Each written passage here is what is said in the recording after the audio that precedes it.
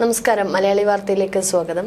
നമസ്കാരം സാർ. നമസ്കാരം സർ, ശബരിമല വിഷയം ഇങ്ങനെ കത്തിക്കാളി നിൽക്കുകയാണ്. ഈ സ്വർണ്ണപ്പാളി പോയ വഴി എങ്ങനെയാണെന്ന് ചോദിച്ചാൽ അതിപ്പോൾ തപ്പിക്കൊണ്ടിരിക്കുകയാണ് മാധ്യമങ്ങൾ ഉൾപ്പെടെ.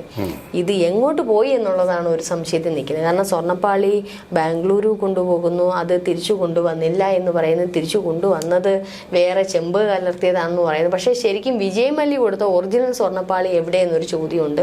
കാരണം ഇപ്പം നിലവിലെത്തി നിൽക്കുന്ന ജയറാമിൻ്റെ അടുക്കലേക്കാണ്. ജയറാമിൻ്റെ ചെന്നൈയിലെ വീട്ടിലേക്കും ഇത്തരത്തിലുള്ള സ്വർണ്ണപ്പാളി കൊണ്ടുപോയിരിക്കുന്നു. പക്ഷേ ഇതിനിടയ്ക്ക് ഒരു റൂട്ട് തെറ്റിപ്പോയിരിക്കുന്നത്. ഈ ബംഗളൂരു കൊണ്ടുപോയിരിക്കുന്ന സ്വർണ്ണപ്പാളി ചെന്നൈയിൽ എത്തിക്കുന്നു. ചെന്നൈയിൽ അവർ കുറേ വ്യവസായികളെയൊക്കെ കൂടെ വിളിച്ച് ഈ ഉണ്ണികൃഷ്ണൻ പൊറ്റി ഒരു പൂജയൊക്കെ നടത്തി ഇത് അയ്യപ്പൻ്റെ ഈ പറഞ്ഞുകൊണ്ടുള്ള സ്വർണ്ണപ്പാളിയാണ്, ഈ അതിന് പറയുന്നത് ശ്രീകോവിലിൻ്റെ അല്ലേ കവാടമാണ് എന്നൊക്കെ പറഞ്ഞുകൊണ്ട് അവിടെ പൂജ ചെയ്യുന്നു. അപ്പം അയ്യപ്പ ഭട്ടെന്ന് പറയുന്ന അറിയാലോ, നമ്മൾ കർണാടകയിലൊക്കെ വ്യവസായികൾ ഉൾപ്പെടെ അത്രയ്ക്ക് വികാരമാണ്. അപ്പം അവരെ അത് ബോധിപ്പിക്കുന്നു, അവിടെ വെച്ച് പൂജ ചെയ്യുന്നു, അവിടെ ജയറാമിനെ അടക്കം വിളിക്കുന്നു, എന്നിട്ട് വീണ്ടും ജയറാമിൻ്റെ വീട്ടിലേക്ക് കൊണ്ടുപോകുന്നു. പക്ഷേ ഈ ഹൈദരാബാദിൽ നിന്ന് കൊണ്ടുവന്ന മറ്റൊരു സ്വർണ്ണപ്പാളിയാണ് ഇത്തരത്തിൽ ചെയ്തതെന്നാണ് ഇപ്പോൾ വരുന്നത്. അപ്പോൾ ഇവിടുന്ന് കൊണ്ടുപോയ ശബരിമലയിൽ നിന്ന് കൊണ്ടുപോയ യഥാർത്ഥ സ്വർണ്ണപ്പാളി എവിടെ? ശരിക്കും വിജയ് മല്യ കൊണ്ടുപോയത് ചെമ്പ് വിജയ് മല്യ കൊടുത്തത് അല്ലേ, വിജയ് മല്യ കൊടുത്ത ചെമ്പ് കലർത്തിയതാണോ? അതെവിടെ? ഇങ്ങനെ പലവിധ ചോദ്യങ്ങളാണ്. എനിക്ക് മറ്റൊരു സംശയമുണ്ട്. ദേവസ്വം ബോർഡ് അറിയാണ്ട് ഇത് ആരെടുത്തോണ്ട് പോയി? ദേവസ്വം ബോർഡ് ചുറ്റുവട്ടത്ത് അയ്യപ്പന്റെ ചുറ്റും നിൽക്കുന്ന ഉദ്യോഗസ്ഥർ അറിയാണ്ട് എങ്ങനെയാണ് ഇതെടുക്കുന്നത്? അപ്പൊ ഇതിന്റെ ചുറ്റും ഉണ്ണികൃഷ്ണൻ പോറ്റിയെ മാത്രം നമുക്ക് കുറ്റപ്പെടുത്താനാകുമോ? ദേവസ്വം ബോർഡിനെ തന്നെയാണ്. അത് കറക്റ്റാണ്. അതിൻ്റെ പോയിന്റ് വളരെ വ്യക്തമാണ്. പിൻ പോയിൻ്റഡ് അതിൻ്റെ ഉത്തരം. ദേവസ്വം ബോർഡിനെ തന്നെയാണ് കുറ്റപ്പെടുത്തേണ്ടത്. ഇങ്ങനെയൊക്കെ നടക്കുമ്പോൾ ഇത് നമ്മളിപ്പോൾ ഇരട്ടി തളപ്പേണ്ടി വരുന്നതിൻ്റെ ഉത്തരവാദിത്വവും ദേവസ്വം ബോർഡിന് തന്നെയാണ്. ഇതിൻ്റെ റൂട്ട് മാപ്പില്ല എന്നത് പറഞ്ഞതുപോലെ തന്നെ ഒരു മൂവ്മെൻറ്റ് രജിസ്റ്റർ ഇല്ല. 1999 സ്വർണ്ണമാണ് കൊടുത്തതെന്ന് സാക്ഷികൾ പറയുന്നുണ്ട്. വിജയ് മല്യ എന്ന് പറയുന്ന മദ്യ വ്യവസായി സ്വർണം പൂശിയിട്ടാണ് ചെമ്പിൽ പതിച്ചത് എന്ന് സാക്ഷികൾ പറയുന്നുണ്ട്. ദൃക്സാക്ഷികളുണ്ട്. പക്ഷേ കണക്കിലില്ല. ഇന്നത്തെ വിലയ്ക്ക് ഏതാണ്ട് 500 കോടി രൂപ. സ്വർണത്തിൻ്റെ വില അറിയാമല്ലോ, ഇപ്പോഴത്തെ പവൻ്റെ വില അറിയാമല്ലോ, 1 ലക്ഷത്തോട് അടുത്തുകൊണ്ടിരിക്കുക. ഇന്നത്തെ വിലയ്ക്ക് 500 കോടി വില മതിക്കാം. തെറ്റുണ്ടെങ്കിൽ പറയണം. സ്വർണത്തിൽ എനിക്ക് അത്ര പിടുത്തമില്ല. അതായത് 4.128 കിലോ സ്വർണ്ണമാണ്. എത്ര വരും? കൂട്ടി നോക്കിയോ പെട്ടെന്ന്? ഒരു 500 കോടിയോളം വരില്ലേ? 500 കോടിയോളം വരും. നമ്മളിപ്പോൾ 1 ലക്ഷം രൂപ വെച്ച് വന്നു കഴിഞ്ഞാൽ കണക്ക് കൂട്ടിയാൽ ഏതാണ്ട് 500 കോടിയോളം വരും. പോട്ടെ, 400 കോടി എന്തോ ആയിക്കോട്ടെ, എന്തോ അല്ല 400 കോടിയെങ്കിലും വരും. നിങ്ങൾ കണക്ക് കൂട്ടിയത് അല്ല. 1 കിലോ സ്വർണം എന്ന് പറഞ്ഞാൽ എത്ര പവനാ? കിലോയാണിത്, പവനല്ല. 100 പവനാണല്ലോ. അപ്പം 100 × 4 100 പവന അല്ല. നമ്മളിപ്പോൾ പെട്ടെന്ന് പറയാം. നമ്മുടെ ഈ മനക്കണക്ക് 4 × 100 എന്ന് പറയാൻ 400 ആണല്ലോ. ഞാനീ പറയുന്നത് 400 കോടി വരും. 0.12 വിറ്റ് നമുക്കങ്ങ് വിടാം. വിട്ടു. 1 ലക്ഷം രൂപ ഇപ്പോൾ 80,000 കഴിഞ്ഞു. 80,000 കഴിഞ്ഞപ്പോൾ 1 ലക്ഷം രൂപ വെച്ച് ആണെങ്കിൽ 400 അല്ല വരത്തില്ലേ? 100 വെച്ച് 400 × 100 എന്നുള്ളതാണ് കണക്ക്. 400 കോടി വരും രഞ്ജനി. അല്ല, ഞാൻ കള്ളം പറയുകയല്ല. 400 കോടി വരും. തെറ്റല്ലത്. അത് കേൾക്കുമ്പോൾ പ്രേക്ഷകർ തിരുത്തിക്കോളും. ആ 400 കോടിയോളം വരുന്ന സ്വർണ്ണം അവിടെ കാണാതിരിക്കുക. സ്വർണത്തെപ്പറ്റി കണക്കും കയ്യുമില്ല, ഒരു പിടിയുമില്ല. ദേവസ്വം ബോർഡ് ഇരുട്ടിൽ കിടന്ന് തപ്പുക. എന്തൊരു കഷ്ടമാണിത്. ദേവസ്വം ബോർഡ് പിന്നെ എന്തിനാ ഇത്രയും മെമ്പർമാരെ വെച്ചിട്ട്? അവിടെ ചീഫ് വിജിലൻസ് കമ്മീഷണറുണ്ട്. അറിയാമോ, ദേവസ്വം ബോർഡിൻ്റെ ഒരു ബെഞ്ച് ഹൈക്കോടതിയിലുണ്ട്. എത്ര പേർക്കറിയാതെ? ഹൈക്കോടതിയിലുണ്ട്. അവരുടെ അനുമതി തേടാതെയാണ് 2019 ഈ സാധനം ഉണ്ണികൃഷ്ണൻ പോറ്റി സ്വന്തമായിട്ട് പ്രൈവറ്റായിട്ട് സ്വകാര്യമായിട്ട് എഴുന്നള്ളിച്ചും കൊണ്ട് ചെന്നൈ സ്മാർട്ട് ക്രിയേഷൻസിലേക്ക് പോയത്. ചെന്നൈയിലേക്ക് സാധാരണഗതിയിൽ പോകാൻ നമുക്ക് എത്ര സമയമെടുക്കും യാത്രയ്ക്ക്? ഫ്ലൈറ്റിലാണെങ്കിൽ പെട്ടെന്ന് ഒരു 2 മണിക്കൂർ കൊണ്ടെത്തും. പോട്ടിന് ട്രെയിനിലാണ് കഷ്ടപ്പെട്ട് പോവുകയാണെന്നിരിക്കട്ടെ. അങ്ങനെയാണെങ്കിൽ ഇതൊന്നും കൊണ്ടുപോകാൻ പാടില്ല. എങ്കിലും ഒറ്റ ദിവസം 24 മണിക്കൂർ മതി. ആ 24 മണിക്കൂറിന് പകരം 39 ദിവസമാണ് ഇങ്ങേൻ്റെ കൈ വെച്ചുകൊണ്ടിരുന്നത്. ഇയാൾ എന്ത് ചെയ്യുകയായിരുന്നു ഈ സ്വർണം? അപ്പോൾ സ്വർണം എന്ന് പറയുന്നത് ഇത്രയും വിലപ്പെട്ട ഒരു ലോഹം, ഇത്രയും ഡിമാൻഡുള്ള ഒരു ലോഹം. ആ ലോഹവും കൊണ്ട് ഈ ഉണ്ണികൃഷ്ണൻ പോറ്റി 39 ദിവസം കയ്യിൽ വെച്ചുകൊണ്ടിരിക്കാൻ അയാൾ ആരാ? ദേവസ്വം ബോർഡിൻ്റെ ഏത് ജീവനക്കാരനാ? തന്ത്രിയാണോ അതോ മേൽശാന്തിയാണോ? ആരാണ് അയാൾ? പറയണം ദേവസ്വം ബോർഡ്. ദേവസ്വം ബോർഡ് പറയണം, ദേവസ്വം വകുപ്പ് പറയണം. അത് കീഴ്ശാന്തിക്ക് വേണ്ടിയിട്ടൊരു സഹായി മാത്രമാണ് അല്ലേ? സഹായി മാത്രമാണ്. എന്നിട്ട് ഈ ഉണ്ണികൃഷ്ണൻ പോറ്റിക്ക് വട്ട് പിടിച്ചു എന്ന് എനിക്ക് സംശയമുണ്ട്. ഈ ഉണ്ണികൃഷ്ണൻ പോറ്റി പറയുന്നു അവിടെ 4 പീഠങ്ങളുണ്ടായിരുന്നു, പീഠങ്ങൾ കാണാനില്ല, സ്വർണ്ണപീഠങ്ങൾ കാണാനില്ല എന്ന് പറഞ്ഞു അവിടുത്തെ ചീഫ് വിജിലൻസ് കമ്മീഷണറെ ഹൈക്കോടതി, ബഹുമാനപ്പെട്ട ഹൈക്കോടതി ചുമതലപ്പെടുത്തി അവരന്വേഷിച്ച് പരതി നടന്ന് അവസാനം കണ്ടെത്തിയത് ഇവിടെ തിരുവനന്തപുരത്ത് വെഞ്ഞാറമൂട്ടില്. പുള്ളിയുടെ കുഴി എന്തിനാ മാന്തിയെന്നുള്ളത് എനിക്ക് മനസ്സിലാവുന്നില്ല. അയ്യപ്പൻ പറയിപ്പിച്ചതായിരിക്കും.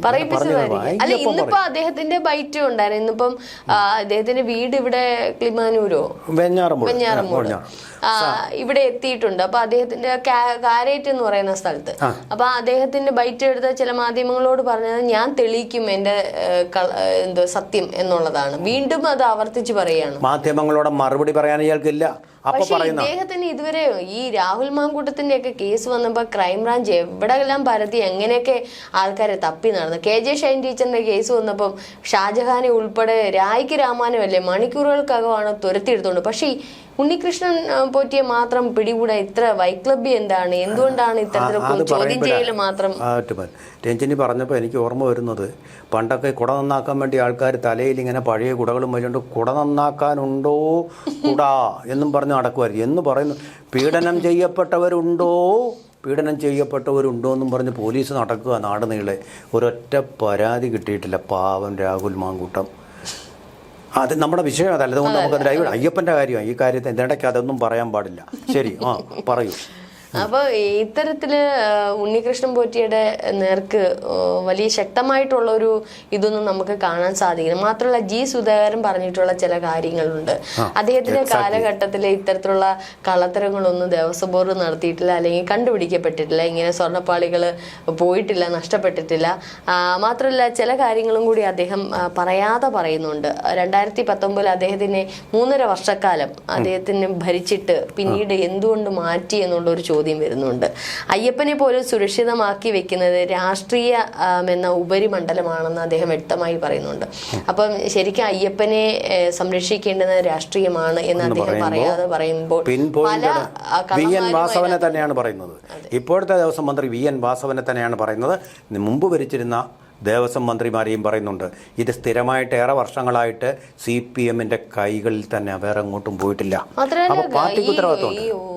ഈ സ്വർണം മാത്രമല്ല സാർ, നമുക്കറിയാം ഈ കർണാടക, തമിഴ്നാട് നിന്നൊക്കെ വരുന്നവര് അവരുടെ കയ്യിൽ എന്താണോ ഉള്ളത് സർവ്വത് സമർപ്പിച്ചിട്ടാണ് അവർ പോകുന്നത്. ശബരിമല എന്ന് പറയാൻ അത്രയ്ക്കും വികാരമാണ്. ആനയെ കൊടുത്തിട്ടുണ്ട്, ആനക്കുട്ടിയെ കൊടുത്തിട്ടുണ്ട്, ജയലളിത ആനയെ കൊടുത്തിട്ടുണ്ട്. അതെ, ഈ സ്വർണങ്ങളൊക്കെ ഈ വൃശ്ചിക മാസത്തിലൊക്കെ കിട്ടുന്ന ഈ ഒരു വർഷക്കാലം കിട്ടുന്ന സ്വർണങ്ങളും പണവും ചാക്കിൽ കെട്ടി ചുമ്മാ ഒരു മൂലയ്ക്ക് അങ്ങ് ഇട്ടേക്കും. അതിന് ഈ പറയുന്ന അത് വർഷം ഓഡിറ്റ് യശ്വന്ത് വർമ്മേന്റെ നോട്ടുകൾ കെട്ടിയിട്ടേക്കുന്നു. യശ്വന്ത് വർമ്മ ജഡ്ജി ഉണ്ടല്ലോ ഡൽഹിയിലെ, യശ്വന്ത് വർമ്മയുടെ വീട്ടിൽ നോട്ട് കെട്ടുകൾ ബഹുമാനപ്പെട്ട മുൻ ജഡ്ജി യശ്വന്ത് വർമ്മയുടെ, ഇപ്പോഴും ജഡ്ജിയാണ് അദ്ദേഹം, യശ്വന്ത് വർമ്മയുടെ വീട്ടിൽ പണം ഇങ്ങനെ ചാക്കുകെട്ടുകളായി ഇട്ട പോലെ ഇട്ടിരിക്കുകയാണ്. കണക്കുമില്ല, കയ്യുമില്ല, അക്കൗണ്ടബിലിറ്റി ഇല്ല.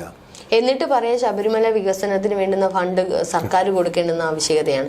അയ്യപ്പനെ നോക്കാൻ, അയ്യപ്പന് വേണ്ടുന്ന കെട്ടാൻ അയ്യപ്പന് തന്നെ ഇഷ്ടംപോലെ സ്വത്തുണ്ട്. പത്മനാഭനെ പോലെ തന്നെ കോടികളുടെ ആസ്തി അയ്യപ്പനും വന്നു ചേരുന്നുണ്ട്. പക്ഷേ എന്നിട്ട് ശബരിമല വികസനത്തിന് സർക്കാർ നൽകുന്ന ഫണ്ട് കൊണ്ടാണ് മുമ്പോട്ട് പോകുന്നത്. അവിടുത്തെ നിത്യ പ്രവൃത്തികൾ ചെയ്യാൻ പണമില്ല എന്ന് ദേവസ്വം ബോർഡ് പറയുമ്പോൾ അപ്പോൾ മറ്റുള്ള ക്ഷേത്രങ്ങളുടെ അവസ്ഥ എന്തായിരിക്കും? 9 കോടി രൂപ മുടക്കിയിട്ട് ആഗോള അയ്യപ്പ സംഗമം നടത്താനുള്ള പണമുണ്ട്, അതിനുള്ള വകയുണ്ട് അവർക്ക്. അയ്യപ്പ സംഗമം നടത്തിയ എന്തിനാണ്? മാസ്റ്റർ പ്ലാൻ, അതിനെക്കുറിച്ച് ചർച്ച ചെയ്യാൻ. മാസ്റ്റർ പ്ലാൻ ചർച്ച ചെയ്ത് തയ്യാറാക്കിയ ഒരു പ്ലാനാണ്. അതിനെക്കുറിച്ച് വീണ്ടും ചർവണം നടത്താം മാസ്റ്റർ പ്ലാൻ. പക്ഷേ ഉണ്ണികൃഷ്ണൻ പോറ്റിയുടെ കയ്യിൽ അവിടുന്ന് സ്വർണ്ണം അടിച്ചു മാറ്റാനുള്ള മാസ്റ്റർ പ്ലാൻ ഉണ്ടായിരുന്നു. ആദ്യം ഇവർ കണ്ടില്ല. ആ സ്വർണ്ണം അടിച്ചു മാറ്റി അദ്ദേഹത്തിൻ്റെ സഹോദരി വീടായിട്ടുള്ള ഈ പറഞ്ഞ കാരേറ്റ് കൊണ്ടുപോയി അവിടെ കുറച്ച് നാൾ വെച്ചിരുന്നു. അത് സീൽ ചെയ്താണ് വെച്ചിരുന്നത്. ഇതുകൂടാതെ ചെന്നൈയിൽ കൊണ്ടുപോയിട്ട് ആ ജയറാമിൻ്റെ വീട്ടിൽ ഇതെത്തിച്ചു എന്നാണ് ഇപ്പോൾ പുറത്തു വരുന്ന തെളിവ്. സിനിമാ നടൻ ജയറാമിന്റെ വീട്ടിൽ പക്ഷെ അവിടെ നിന്ന് അത് ശരിക്കും അവിടെ വരെ ഈ വിജയ് മല്യ കൊടുത്ത സ്വർണ്ണമായിരുന്നു. പക്ഷെ അവിടെ നിന്ന് പിന്നെ ഈ സ്വർണ്ണം എങ്ങോട്ട് പോയി? തിരിച്ചു വന്നത് ചെമ്പുകലായിരുന്നു. ജയറാം എന്തായാലും ഭക്തനായ ഒരാളാണ്, കള്ളത്തരം ഉണ്ടാവില്ല. ഈ ഭക്തി ഇല്ലാത്തവരിൽ നിന്നാണ് കള്ളത്തരം ഉണ്ടാവുന്നത്. ഈ VN വാസവൻ എന്ന് പറയുന്ന ഭക്തിയുള്ളൊരു ദേവസ്വം മന്ത്രിയൊന്നുമല്ല. G സുധാകരനും അതല്ലായിരുന്നു. ഞാൻ ഒരിക്കൽ അദ്ദേഹത്തോട് ചോദിച്ചു, അങ്ങൊരു വിശ്വാസിയായി കഴിഞ്ഞു? അല്ല, ഞാൻ വിശ്വാസിയല്ല. പക്ഷേ ഭരണഘടനാപരമായിട്ട് അവിടുത്തെ സ്വത്ത് മുഴുവൻ സംരക്ഷിക്കേണ്ട, ആചാരങ്ങൾ സംരക്ഷിക്കേണ്ട ചുമതല എനിക്കുണ്ട്, അതുകൊണ്ട് ചെയ്യുന്നു ഞാൻ. ഇതാണ് അദ്ദേഹം പറഞ്ഞ അർത്ഥം. ഭരണഘടനയനുസരിച്ച് അത് സംരക്ഷിക്കാനുള്ള ബാധ്യതയിൽ പരാജയപ്പെട്ട ദേവസ്വം മന്ത്രി രാജിവെക്കണം. ഇപ്പോഴത്തെ ദേവസ്വം മന്ത്രിയും രാജിവെക്കണം. മുമ്പുള്ളത് മുൻകൂറായിട്ട് ഇനി രാജിവെക്കാൻ പറ്റില്ലല്ലോ. വിത്ത് എന്താ പറയുന്നത്, റെട്രോസ്പെക്റ്റീവ് ഇഫക്റ്റ് രാജിവെക്കാൻ വയ്യാത്തതുകൊണ്ട്. പക്ഷേ അവരെ ചോദ്യം ചെയ്യണം. അവർ മുഴുവൻ ഇതിന് വിധേയരാവണം. അല്ലാതെ ദേവസ്വം മന്ത്രിയാണെന്നും പറഞ്ഞിട്ട്, അതുപോലെ ദേവസ്വം ബോർഡ് പ്രസിഡൻ്റാണെന്നും പറഞ്ഞിട്ട് കാറിൽ കയറി പോയാൽ പോരാ, അവരെ എല്ലാം ചോദ്യത്തിന് വിധേയരാക്കണം. 1999 മുതൽ വിജയ് മല്യയായി സ്വർണ്ണപാളി വെച്ചത് മുതലുള്ള സകല ദേവസ്വം ബോർഡ് പ്രസിഡന്റുമാരും വിചാരണയ്ക്ക് വിധേയരാകണം. അതുവരെയുള്ള സകല ദേവസ്വം മന്ത്രിമാരും വിചാരണയ്ക്ക് വിധേയരാകണം. കോടതി അത് തീരുമാനിച്ചോളും. അയ്യപ്പൻ കണ്ടോ, അയ്യപ്പനെ നിന്ദിച്ചുകൊണ്ട് കാപട്യത്തിൻ്റെ പേരിൽ ഒരു സംഘം, കപട സംഗമം നടത്തിയപ്പോൾ മാത്രമാണ് ഇത് വെളിപ്പെട്ടത്. പത്രക്കാർ കൊണ്ടുവന്നതാണോ ഇത്? അതിനു മുമ്പ് ആർക്കും അറിയാത്ത ഈ സത്യം, 4 കിലോ സ്വർണത്തിൻ്റെ സത്യം, സ്വർണം പോലെ സത്യമായ ചൈതന്യം. എനിക്കറിയില്ല അയ്യപ്പനായിട്ടുണ്ടോ, പക്ഷെ ഒരു ചൈതന്യം ഈ സത്യങ്ങളെയൊക്കെ പുറത്തു കൊണ്ടുവരുന്നു. തിരിച്ചടിയാവുന്നുണ്ടല്ലോ. വീണ്ടും ഒരു സെൽഫ് ഗോൾ ആവുന്നില്ലേ രഞ്ജിനി അവിടെ? അവർ വോട്ട് നേടാൻ വേണ്ടിയിട്ടും ജയിക്കാൻ വേണ്ടിയിട്ടും ചെയ്ത ഒരു കാര്യം ഇപ്പോൾ അവർക്ക് തന്നെ തിരിച്ചടിയായിട്ട്, സെൽഫ് ഗോളായിട്ട് അവരുടെ പോസ്റ്റിലെ നെറ്റിൽ വന്ന് പതിച്ചിരിക്കുന്ന കാഴ്ചയാണ് ഇപ്പോൾ കേരളം കണ്ടുകൊണ്ടിരിക്കുന്നത്. ഇതിവിടെയെങ്ങും അവസാനിക്കാൻ പോകുന്നില്ല. ഇത് നമ്മുടെ തെരഞ്ഞെടുപ്പുകൾ വരെ ഇത് ജനങ്ങൾ വിചാരണ ചെയ്തുകൊണ്ടേയിരിക്കും. CPMന് മാനഹാനിയും അതുപോലെ തന്നെ ഊർജ്ജനഷ്ടവും ഉണ്ടാവുന്ന ഒരു സംഭവം തന്നെയായിരിക്കും. ശരിക്കും എനിക്കിപ്പോഴും അവിടെ ഒരു സംശയം വരുന്നത്, ഇവിടെ നിന്ന് ബംഗളൂരു കൊണ്ടുപോകുന്നു, അവിടെ നിന്നും ചെന്നൈ അല്ല ബംഗളൂരിലേക്ക് കൊണ്ടുപോകുന്നു. 39 ദിവസത്തിന് അല്ല, ശബരിമലയിൽ നിന്ന് ബംഗളൂരിൽ കൊണ്ടുപോയല്ലേ ശരിയാക്കാൻ വേണ്ടി പോകുന്നത്.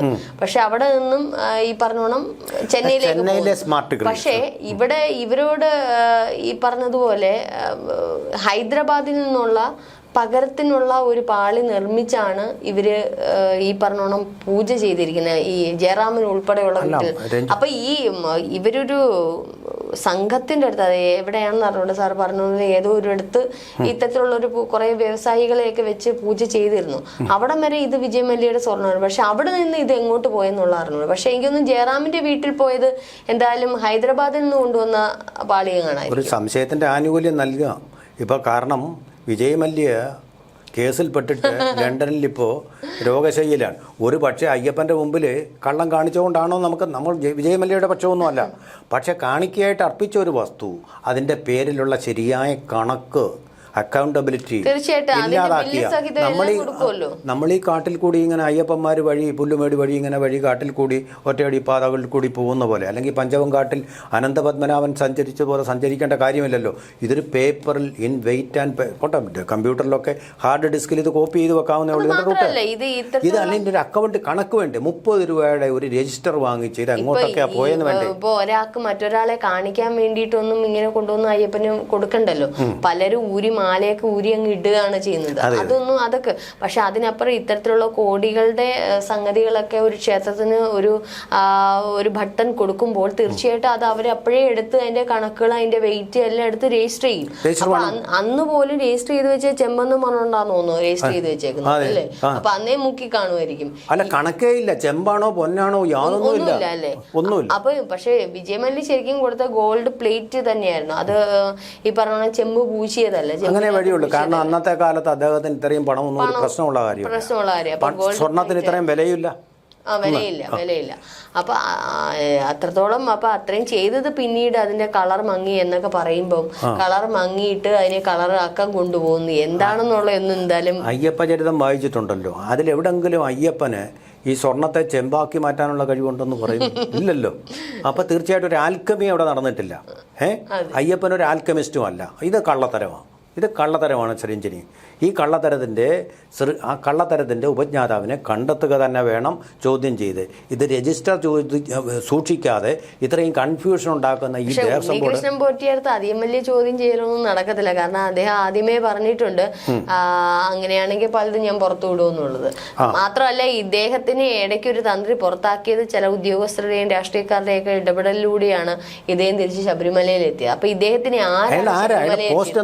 ഇദ്ദേഹത്തിന്റെ പോസ്റ്റ് ഒരു തന്ത്രിയുടെ കീഴ്ശാന്തി എന്നുള്ള രീതിയിൽ വന്ന ഇദ്ദേഹം ഇപ്പൊ ദേവസ്വം ബോർഡിനെയും ഭരിക്കുന്ന തരത്തിൽ വളർന്നു. വലിയൊരു വ്യവസായിയാണ്, ബ്ലേഡ് കമ്പനിക്കാരനാണ്. കീഴ്ശാന്തിക്ക് ഈ സ്വർണം കടത്തിക്കൊണ്ടു പോകാൻ അവകാശം ആരാ കൊടുത്തു? ഒരു കീഴ്ശാന്തിക്കില്ല. ഞങ്ങൾക്ക് കുടുംബക്ഷേത്രം ഉണ്ട്, അവിടെ ഉണ്ട് ഒരു കീഴ്ശാന്തി. ഇതിൽ നമുക്കിപ്പോ ഉണ്ണികൃഷ്ണൻ നമ്പൂതിരിയുടെ മണ്ടയിലോട്ട് ദേവസ്വം ബോർഡ് ഇടുമ്പോൾ തന്നെ നമുക്കറിയാം അവിടെ നിന്ന് ₹1 നാണയം എടുക്കുന്നത് പോലും ദേവസ്വം ബോർഡ് അറിയാണ്ട് എടുക്കാൻ പാടില്ലല്ലോ. അപ്പൊ ഇത് അന്ന് ഭരിച്ചിരുന്ന ദേവസ്വം ബോർഡ് പ്രസിഡന്റ് അല്ലെങ്കിൽ അവരെ എല്ലാരെയും മന്ത്രിയെ ഉൾപ്പെടെ പോക്കണം. ഇതാണ് അവിശ്വാസികൾ ഭരിച്ചാലുണ്ടാകുന്ന കുഴപ്പം. അവർക്ക് അതിലൊന്നും അല്ല ശ്രദ്ധ. അപ്പോൾ അതാണ് ഇതിൻ്റെ കുഴപ്പത്തിന്. അവിശ്വാസികളല്ല, ശരിയായ വിശ്വാസം ആ ചൈതന്യത്തിലുള്ള ആൾക്കാർ മാത്രമാണ് ഇത് ഭരിക്കേണ്ടത് എന്നുള്ള ഒരു. ഏതായാലും ഇടയ്ക്ക് നമ്മൾ പറയാണ് പത്മനാഭ അങ്ങേ തന്നെ കാത്തോളണേ എന്ന് പറഞ്ഞതുപോലെ പറഞ്ഞു, സുധാകരൻ പറഞ്ഞു. തീർച്ചയായിട്ടും ഈ അദ്ദേഹം നല്ല കഴിവുറ്റ ഭരണം കാഴ്ചവെച്ചില്ലായിരുന്നെങ്കിൽ ആ വിഗ്രഹം പോലും അടിച്ചുകൊണ്ട് പോകുമായിരുന്നു. ആ ജാഗ്രത അദ്ദേഹത്തിന് ഉണ്ടായിരുന്നു, ഭക്തനല്ലെങ്കിലും ആ ജാഗ്രതയെങ്കിലും വേണം. വിഗ്രഹം ഈ പറഞ്ഞതുപോലെ എന്താണെന്നുള്ളത് നമുക്കറിയില്ല. ഇനി അതും അടിച്ചു മാറ്റി ഇത്തരത്തിലുള്ള പൂശിയത് വല്ലതും വെച്ചിട്ടുണ്ടോ എന്തോ. കാരണം ഇന്നത്തെ കാലം അത്രയാണ്, വിശ്വസിക്കാൻ പറ്റില്ല. പത്മനാഭനോട് എല്ലാരും പറയുന്നത് പോലെ പത്മനാഭ അങ്ങേ തന്നെ കാത്തോളണേ. ഇപ്പൊ അയ്യപ്പൻ തന്നെ മാത്രമല്ല അടിച്ചു മാറ്റുന്നവരാണ് ചുറ്റുമെന്ന് ജി സുധാകരൻ തന്നെ പറഞ്ഞിട്ടുണ്ട്. അല്ല, അടിച്ചു മാറ്റുന്നവരെ ഇപ്പൊ പാഠം പഠിപ്പിച്ചുകൊണ്ടും ഇരിക്കുന്നുണ്ടെന്ന് എനിക്ക് തോന്നുന്നു. എന്തായാലും കള്ളങ്ങളെല്ലാം വിളിച്ചത് വരട്ടെ, വരിക തന്നെ ചെയ്യും. അയ്യപ്പന്റെ ചൈതന്യം കൊണ്ട് എവിടെ ഒളിച്ചിരുന്നാലും, നമ്മുടെ നരേന്ദ്രമോദി പറഞ്ഞ പോലെ എവിടെ പോയി ഒളിച്ചിരുന്നാലും നിങ്ങളെ പിടികൂടി നിങ്ങളെ നിയമത്തിനു മുമ്പിൽ കൊണ്ടുവരിക തന്നെ ചെയ്യും. അതുകൊണ്ട് സ്വർണ്ണ മോഷ്ടാക്കളെ, അവിശ്വാസികളെ ജാഗ്രത.